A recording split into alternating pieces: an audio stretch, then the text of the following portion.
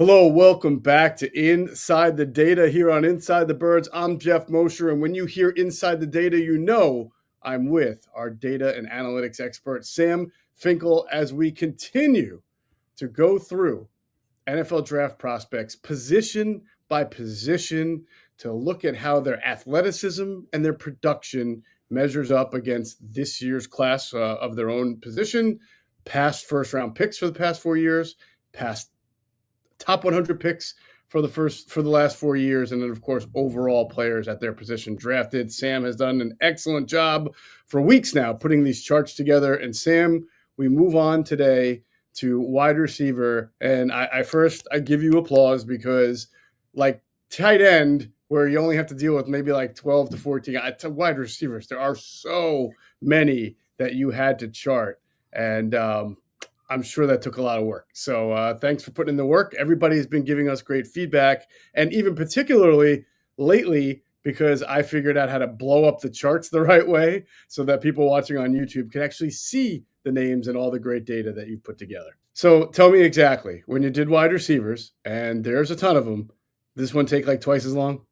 It definitely took twice as long. But you know what? There's a lot of good receivers. There's a lot of good data.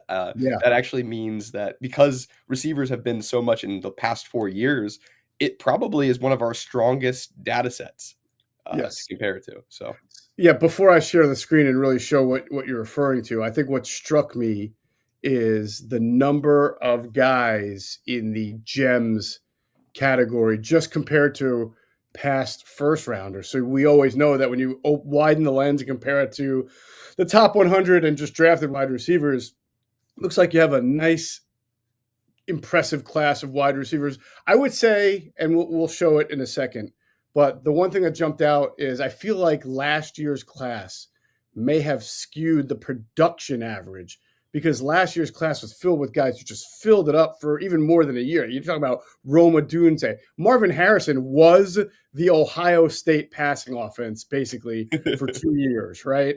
And then there was Malik Neighbors from LSU and Brian Thomas. I mean, they're just incredibly productive receivers. Lad McConkey at Georgia. This year's class has probably guys who are equally athletic, but you'll notice when we share the charts, right, that they may not have been like the dominant one on their offense. They may not have played in a good offense, right?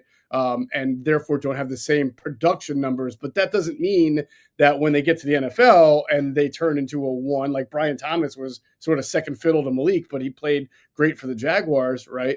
Doesn't mean these guys can't really be as productive as any other first rounder or second rounder. absolutely. I think that's a really good point, and appreciate you bringing it up. Yep, we always like to say, Sam, these are analytics. They're production numbers.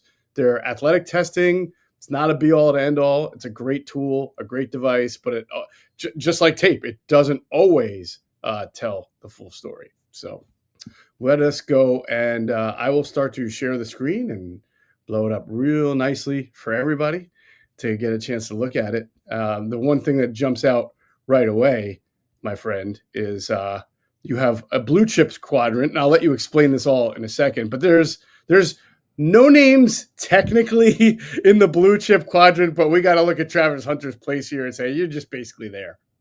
Yeah, I think so too. And I mean, this is exactly where he was with corner too. I mean, he's basically outside the chart. That's right. He separates so much, and that just speaks to him as a prospect and as the unicorn nature of him as a prospect. Right. I mean, clearly, both of his charts show that not only was he the number one corner and most productive corner on his team, but he's also the number one wide receiver on his team by a large margin, as his productivity just shatters everyone else in this box. Now, explain again what the green lines intersecting mean for this chart. Yeah, so the green line represents all first round draft picks in the last 4 years. And we look at athleticism and productivity. So what these average lines intersect show where the average receiver would have been in the first round. In the top, anyone in the top right quadrant, therefore, would be a high producer and really good athleticism. And that's why they're in the blue chip category. The top left quadrant is somebody that's an elite athlete but did not necessarily produce at an average level of the first rounders. They're the gems. The bottom right quadrant is somebody that produced very well but does not necessarily score very well or like better than average in the first round of athletic testing, and those are your safe players. They have decently good floors typically, and then the quadrant you want to avoid is the bottom left quadrant, which means that you were an underproducer in production and in athleticism. And again, we don't love to call people busts, but if you take someone in this first round, they're more likely to be a bust. Correct. And that's the big key to remember here with this green line graph, that it's comparative to first round picks over the last 4 years. So the lens gets very, very narrow. I want to ask you this, because you can only work off the information that you have. Correct. Well, correct me if I'm wrong. So I see that the average athleticism score over the past 4 years for a first round pick is a little bit under 80. And that sort of strikes me as a surprise, because usually first round pick wide receivers are guys who just test through the roof. But in the last 4 years, we've seen fewer and fewer elite wide receiver prospects actually do any of the athletic testing, whether it's at their pro day or maybe they do one thing at the combine and sit on it. Do you think that has that skewed this athletic score average? Most definitely. Okay. That's the other issue with data, right? The data that you have is only the data that's available, right? Mm-hmm. In a perfect world, you would have all data points and it would be a better model and you'd be able to make more accurate predictions. However, you're limited to what information's available, and therefore there are model limitations, and that's one of them. Right. Did TravisHunter, let's take TravisHunter, for example. Did he work out? I know he was at the combine. I don't remember if he ran the 40 or did the vertical jump or did the broad jump or anything like that. So TravisHunter, it looks like I just pulled it up right now. I love that you always have that stuff at your fingertips there. I don't actually see anything besides the measurement, so I don't think he did anything. Yeah, Right. so the only thing this is really based on is his height, arms, weight, and hand, essentially, and anything that was recorded in a pro day before this data was taken. So that's another important part. Right. So there are some of these guys here. We're not going to go through every single one, but like Travis, though, where you could safely assume if this guy had worked out more and we had more numbers to work with, he'd probably be further up in the upper right quadrant. I think it is safe to say if we had all the data on TravisHunter, he would not just be in the blue chip category, he'd be very high in the blue chip category.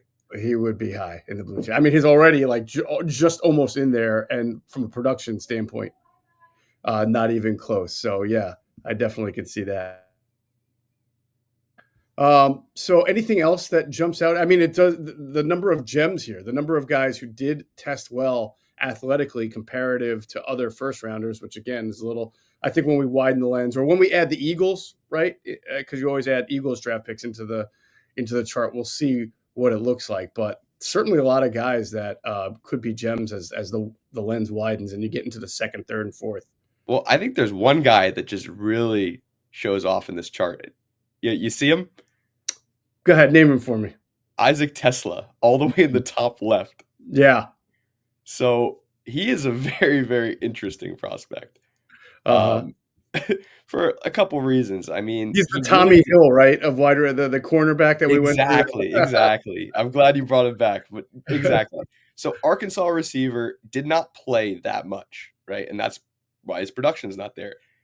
In the past 3 years, he had 62 receptions, 883 yards, 5 touchdowns, averaged 14.24 yards per catch.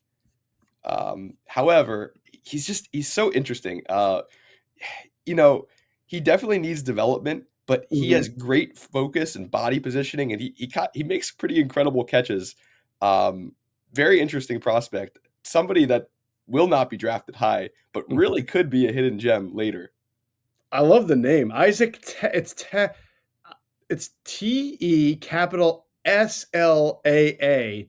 Tesla. It just feels like an NFL receiver. I don't know. Yeah. That's a great name. I thought originally it'd be like a BYU guy or something with like it almost seemed like a Samoan type of name or a Utah State guy, but Surprisingly not. yeah, like Isaac Sepu. I remember Isaac Sepuaga, D tackle for the Eagles. All right, so let's take a look at the same list, comparative to first rounders, and then add our Eagles in there to see. Now, Devontae Smith production, obviously Heisman Trophy winner. He is right up there with TravisHunter as far as one of the most productive wide receivers in the college game over the last 4 years. A.J. Brown, right at the athletic mark.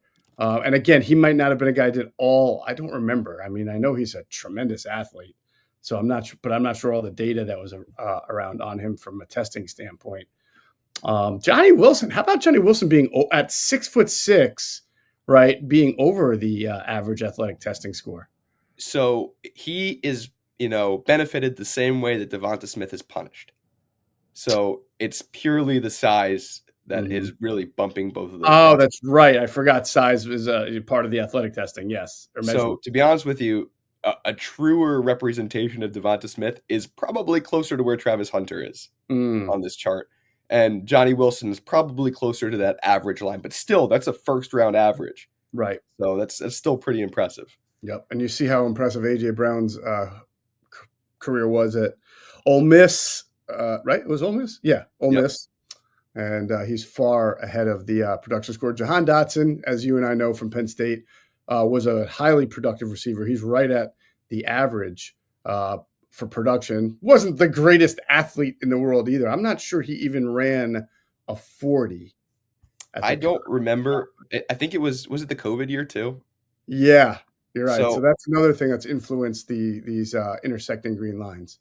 But Jahan Dotson, Han was like one of my favorite people ever. I love him and wish him success. The thing about him is he just was such a fluid athlete. Like he ran so well, and I don't know, maybe it hasn't translated as well as we had hoped, and I'm sure, but I mean, he's doing all right for himself, clearly. Sure. Now, I suspect that Arizona's Tet McMillan, Tet McMillan, yeah, he will be most likely the first receiver taken in the draft. And as you compare him to the 4 years of first rounders, I mean, he's right there at production, a little bit under the athletic profile. I think he opted not to run a 40. Am I correct on that? Or he just believe you're correct on that. Very good 40. But listen, when a guy opts not to run a 40, in most cases, it's because they're not a burner. Marvin Harrison Jr., great receiver in college. He'll probably be a very good receiver in the NFL. Just not a burner, though, the way we think of, say, a Xavier Worthy. Yeah, so T-Mac is a really interesting prospect. Yeah. He's not sexy in any way. Like, that's not how you would describe his production. But he produces really well. He's really good at positioning his body and using leverage. And he gets the dirty work kind of done. And that was what makes him exciting. You see a lot of guys that we'll talk about that are more exciting because they're big play home run hitters. That's not necessary. T-Mac can do it. And it's the same as when we talk about Egbuka. I mean, it's the same kind of thing. I think Egbuka has more of that in him, but both prospects aren't like that. They're not the home run guy that you see with like LutherBurden and some of the other guys we'll talk about.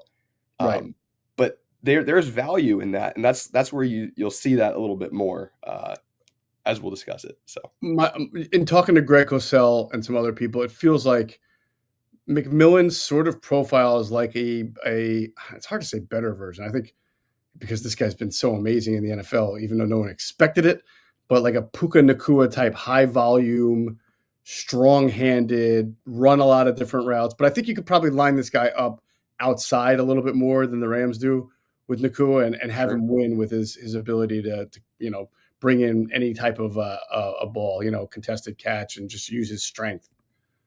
Yeah, it's like his knowledge of where to be and when to be is pretty impressive. Sky Motor Cars in Westchester is a different sort of dealership. All it takes is one look at their Highline pre-owned vehicles that people all over the country want and need. Owner Brett Schiller makes sure you don't spend a dime of your money before you purchase the car. Sky Motor Cars allows you to make all the decisions regarding your next vehicle. At Sky Motor Cars, you never have to spend more than necessary. Visit SkyMotorCars.com today or call 610-918-7225. We'll shift here now to top 100 picks, which is receivers drafted in the first 3 rounds, basically, over the last 4 years. That firmly gets Hunter's there in the upper right quadrant, of course, and guys like who I do think can be late first rounders, early second rounders, just depending on how things go. You see LutherBurden from Missouri, just outside the blue chip quadrant. Emeka Egbuka, also Jaden Higgins. I think Cosell really liked that. Is that the Iowa State kid? Higgins is from. Sorry, one second. Oh, He's from Iowa State. Yes. Yeah. Greg Cosell really liked his tape. So, and you can see here, Egbuka is an interesting one because sort of profiles as a slot receiver. Like if you get this guy in the second round and you already have like pretty good outside receivers, like let's say you're the Vikings or something, right? You got Jordan Addison, you got Justin Jefferson. You slide this guy into your number 3, even though they have Hawkinson. I mean, it just gives you I feel like this guy is going to wind up going to a team because probably picked in the second round that has some good receivers, and he's going to slide in there so nicely into the slot and be a very high productive player. Yeah. He has a good blend of physicality in his game as well. There's nothing too crazy after the catch for him, but he still, I think, fits really well in the role that you just described. Yeah. Tet McMillan now clearly in the safe category. Ricky White, interestingly, I mean, he's straddling the line between bust and safe because while he did not have great athleticism score, his production score, again, if you're getting this guy somewhere in round 2 or 3, or if he falls even further than that, he profiles well in that category. Yeah, absolutely. Ricky White. I'm trying to think if I knew if I've seen him play or not. Ricky White. UNLV. Yeah, I can't say I've seen a whole lot of Ricky White games or tape or anything like that. Now, you have a receiver that you're sort of fascinated by, and you don't think the chart does enough justice for him. Who's that guy? So that guy is Kyle Williams, and that's someone I'm willing to give the Sam stamp of approval. That is my guy in this receiver class for this draft. And he's out of Washington State. Yeah. And why do you like him more than what the chart might reveal? So he is the definition of a home run hitter. He is an incredible second gear. He has great acceleration, great lateral quickness. I love his long speed. He can separate pretty well. But there are some issues with him, right? He's an older prospect. He has some catch issues, decent contact balance, but he isn't consistent, right? That's like one of his biggest knocks. And I just, if he were an optimistic projection, right? If we're just talking about what he is capable of, what he can be, he is probably, for me, the most exciting wide receiver prospect in this draft. Ooh. Yeah, I'm willing to say it. Him and Burden, I go back and forth because they're both very big play guys. Right. And Burden's right there. I mean, Kyle Williams is not that far off the mark here. He's just one under the, it looks like he's at maybe a 73 or 74, or no, I'm sorry. Yes, when 76 is the average. And then from a production standpoint, it's looking like 77 is the average. Now he's probably around 76, 75, right?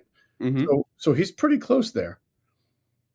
So I definitely that's the guy that, even though the chart isn't doing him any favors, he's close, right? Right. But that's a guy I would love to take a stab at for sure. I'm excited about his NFL career. I tell you, 2 guys who are going to sort of fascinating profiles as far as they were maybe like names in college, but you really wonder what they'll be as NFL players, and the chart isn't really kind to them that much, is Tez Johnson and Xavier Restrepo. Well, you can guess why Tez, it's not kind to him, right? Right. I mean, Tez is like 150 pounds, right? But the fact that he's so low on the athletic scoring is kind of shocking because that Oregon offense, whenever you'd see him catch passes, and I get it, a lot of it is schemed, like over the middle from Dylan Gabriel. He killed Penn State. They killed Penn State with the RPO game. It just seemed like his ability to catch, turn, and run showed a pretty high level of athleticism, but the scores obviously don't show that. Yeah, what I think is interesting is if you go down to the next chart, seeing where his athleticism lies with Devonta Smith, right? Because see how much he was punished, right? Yeah, and you still see him significantly lower than Devonta right, Smith, right. Which I think is fair, but I do think both of them were unfairly, punished because of their size. Yeah, and Restrepo here, and this is just the same chart of top 100 picks from the past 4 years with Eagles added to it.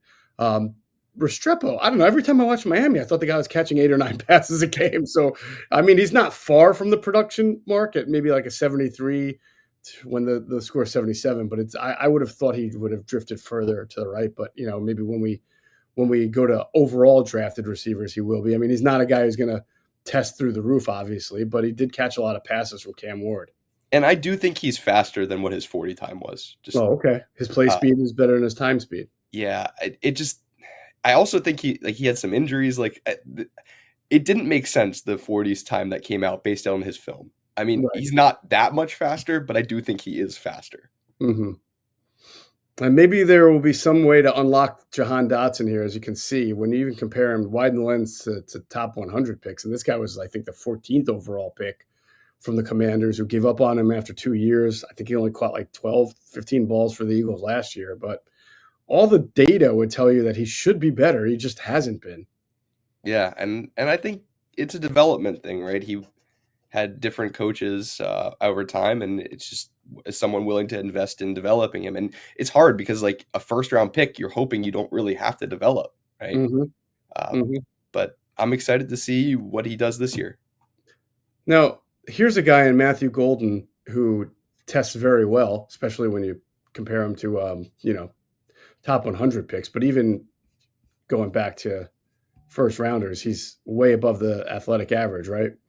And you wonder, playing with Quinn Ewers, who just did not look to drive the ball down the field, and that's something we'll discuss in our quarterbacks one, right?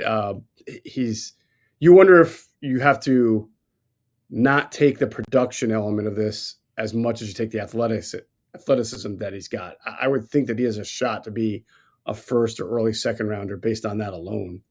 Yeah, and I really like MatthewGolden. I think he's one of the most NFL ready guys, and I think he just he's really good at body control. I know I've said that a couple times for a couple guys, but he really just positions himself to win.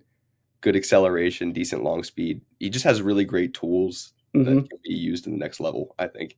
Yeah. Now, Alik Ayanamor from Stanford, kind of the way you describe him, and I hate to go Stanford wide receiver, but like sort of like a JJ Arcega-Whiteside, but has the ability to run. I think this guy can actually run. As you can see, he's right at the athletic testing mark here for top 100 picks. So this is an interesting cat. I mean, he can really catch the ball, strong. If you can get him on late day 2, maybe early day 3, you might get something there. Yeah, definitely a fun prospect for sure.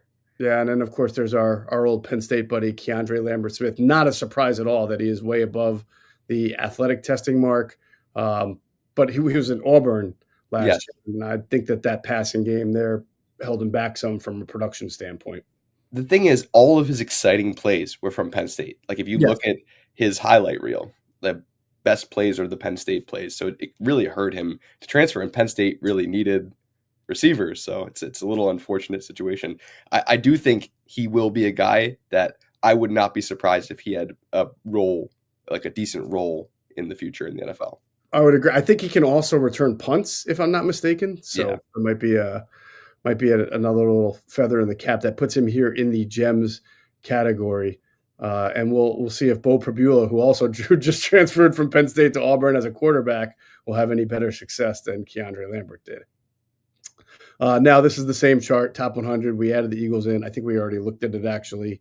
So I'm going to go on to now all drafted wide receivers over the last 4 years. Geoff, I got some good news for you. Yeah.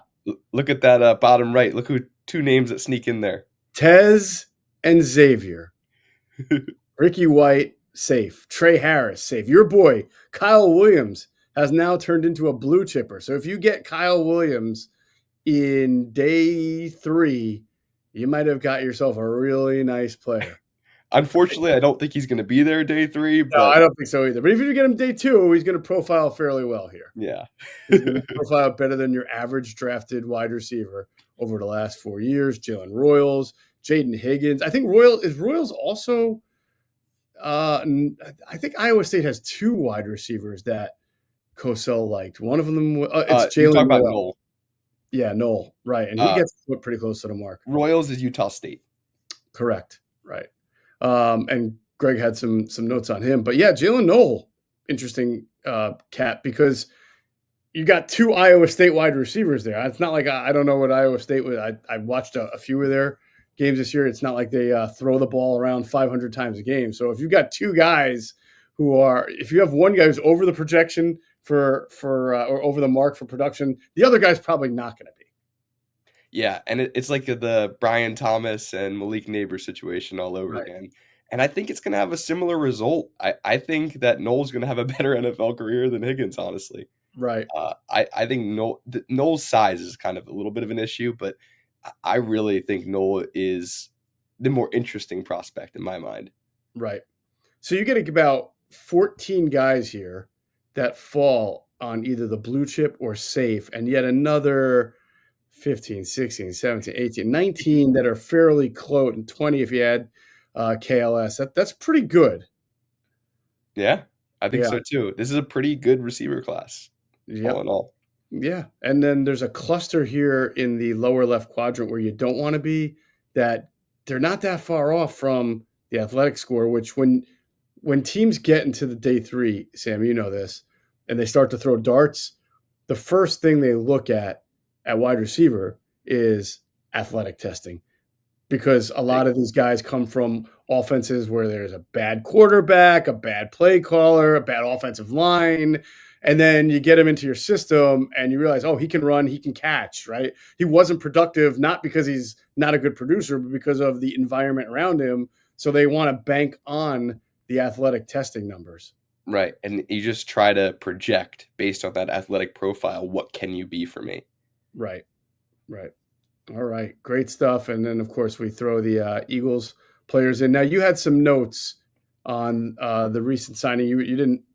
It hadn't happened at the time you did the chart, but the Eagles brought in Terrace Marshall, the former second round pick of the Panthers, I think he was. And I forget, was he with the Cowboys last year? I forget. I think he was with 2 teams last year, but I'm not entirely sure. I think Eagles are his 4th team. Oh, boy. He went to LSU. Yeah, the Panthers drafted him in the 2nd round. He obviously has not lived up to who played 7 games for the Raiders. He caught 3 passes for 43 yards. He has a career of, in 4 years, 67 catches, 808 yards.